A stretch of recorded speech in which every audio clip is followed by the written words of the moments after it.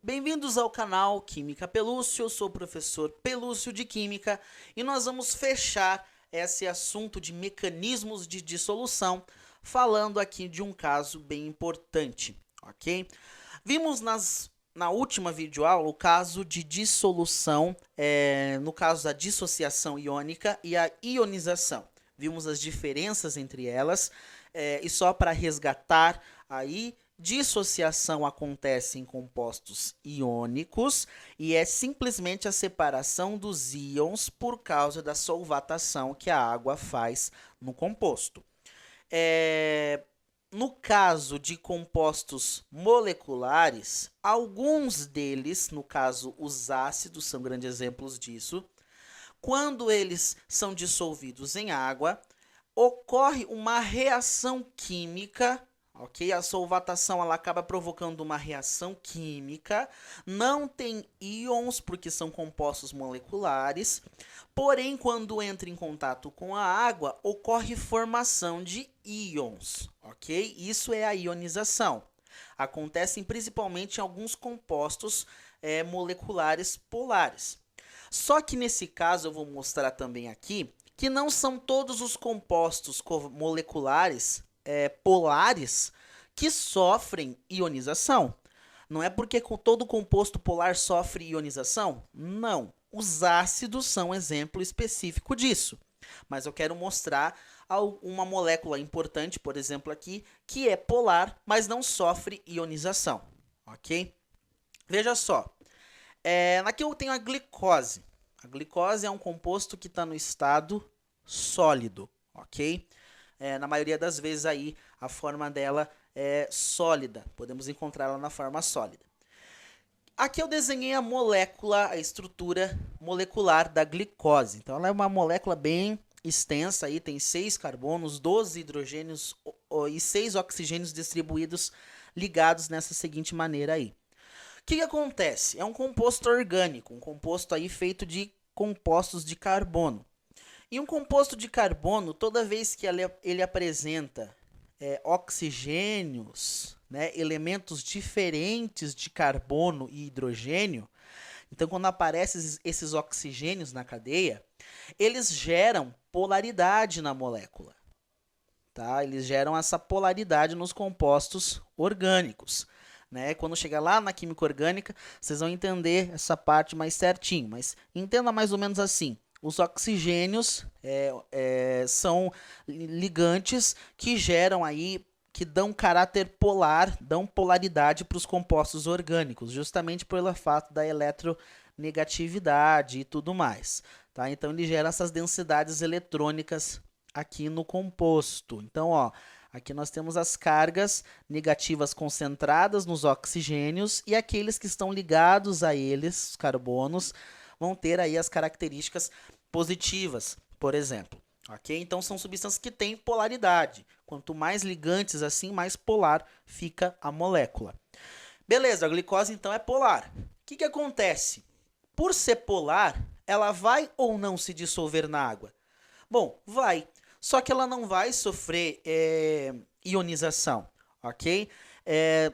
Sendo um pouco mais correto, né? Talvez aí esteja algum professor me assistindo, ele pode até falar, bom professor, vai sofrer sim, tem uma certa ionização por causa da hidroxila. Sim, claro, o grupo hidroxila é um grupo que tem característica de sofrer uma leve ionização, mas isso é mais baixo do que a água, eu sei disso, por isso que eu estou considerando praticamente nula a ionização aqui do grupo hidroxila no composto orgânico. Então, se você for aí mais entendido de química orgânica, eu sei que a hidroxila tem esse caráter de ionizar, mas eu sei também que ela é mais baixo do que a água. Então, por isso que eu estou anulando aí praticamente a capacidade de ionizar desse grupo aqui. Então, voltando para você, aluninho do ensino médio, esse composto não sofre ionização. Por mais que ele seja polar, ele não vai sofrer ionização. Ele não vai ocorrer formação de íons nesse sistema. Ou sendo um pouco mais preciso, A ionização ela é extremamente baixa e é praticamente insignificante e irrelevante aqui no sistema. Então, quando eu dissolvo isso daqui, a glicose em água, não vai ter íons no sistema. Simplesmente eu vou ter as moléculas de glicose, porque ela aqui vai estar na forma reticular, eu vou ter as moléculas do jeito que elas estão aqui, ó. Não vai ter ruptura de ligação. Vai ser essa molécula que vai estar lá toda dissolvida na água, ok? Principalmente aqui, ó, esses grupos polarizados aqui, que são os oxigênios, eles vão interagir com a água. Então aqui, ó, esse hidrogeninho aqui, ó, vai interagir com a água. Então aqui eu vou ter as moléculas de água rondando esse sistema. Então aqui, ó, eu vou ter os hidrogeninhos, todos eles interagindo aqui. Justamente esses grupos polarizados vão interagir com a água. Tá? E isso torna ela uma substância dissolvível, né? Solúvel em água, porque ela é polar que nem a água, como a gente viu na aula anterior, em aulas anteriores aí, ok?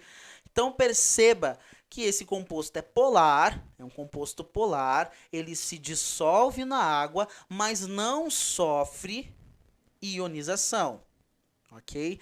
Não sofre ionização. Justamente ionização,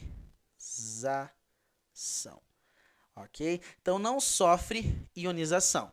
Eu trouxe esse exemplo da glicose, que é um exemplo aí, para você não achar que todo composto polar, covalente polar, molecular polar, quando dissolvido em água sofre ionização. Não. É um exemplo exclusivo aí dos ácidos. Os ácidos reagem com a água e formam íons, que seria, no caso, a reação de ionização. Mas no caso da glicose, ela tem regiões polares, tem polaridade na sua molécula, e isso torna ela uma substância que se dissolve em água, mas não sofre ionização, ok? E aí que entra uma coisa interessante. Como é que eu posso representar isso daqui numa equação química? Porque eu falei dissociação, ionização, um processo que apenas se dissolve em água, não tem ionização nenhuma. Como é que eu represento isso daqui? Por exemplo, a dissociação lá do Na. Bom, NaCl no estado sólido. Quando ele entra em contato com a água, olha só, quando ele entra em contato com a água, ocorre a separação dos seus íons. Ele vai para a forma aquosa. Ocorre a separação dos seus íons, ok? A ionização que a gente viu na forma de equação aqui, como é que eu posso equacionar essa reação? O HCl, que está na sua forma gasosa, quando entra em contato com a água, ocorre, tem até aqui, eu não vou escrever em forma de equilíbrio, porque isso daqui é um ácido forte, eu vou escrever de fato como uma reação aqui irreversível.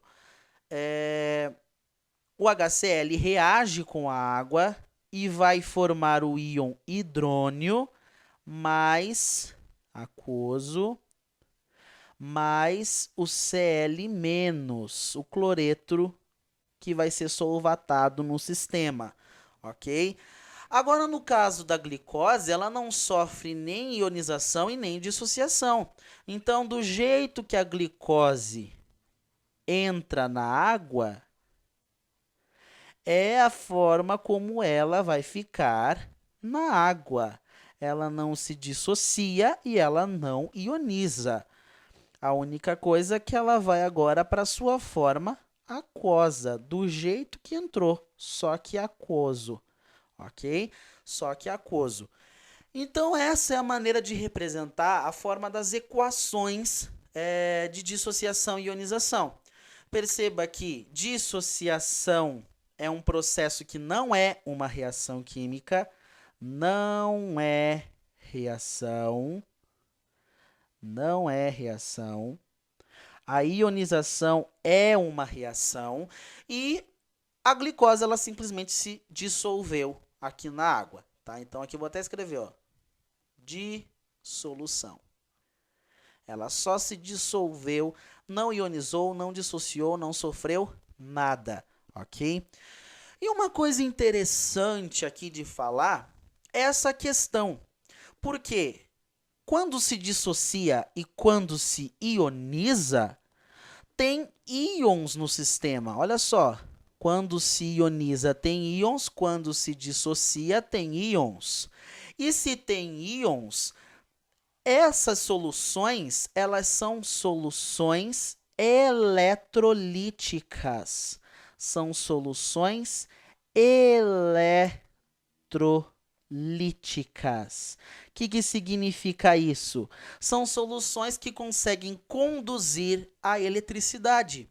Se eu pegar essas soluções e conectar elas num fiozinho, num todo um esqueminha, elas podem conduzir eletricidade por causa dos íons. Se tem íons, conduz eletricidade. Ok? Então, são soluções eletrolíticas. No caso da glicose, ela não tem íons, porque ela simplesmente se dissolve. Por isso que nós chamamos ela de solução não eletrolítica. Ela não conduz eletricidade. Ok? Então, uma coisa importante aí.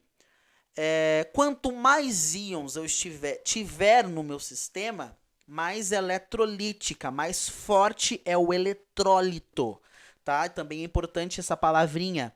Nós dissemos que essas substâncias aqui, quando são dissolvidas em água e formam íons, elas são chamadas também de eletrólitos. Eletrólitos. Ok? Eletrólitos. Quanto mais íons esses eletrólitos liberam, essas substâncias liberam na água, mais forte é o eletrólito e melhor conduz a eletricidade. Ok? Era isso pelos mecanismos de dissolução. Espero que você tenha entendido bem essa parte aí de dissociação, ionização e quando ocorre apenas a dissolução do composto, a questão da solução eletrolítica, não eletrolítica, ok? Que conduz a eletricidade, que não conduz a eletricidade. E na próxima aula nós vamos dar continuidade ao assunto de soluções, ok? Então seguem aí a próxima aula.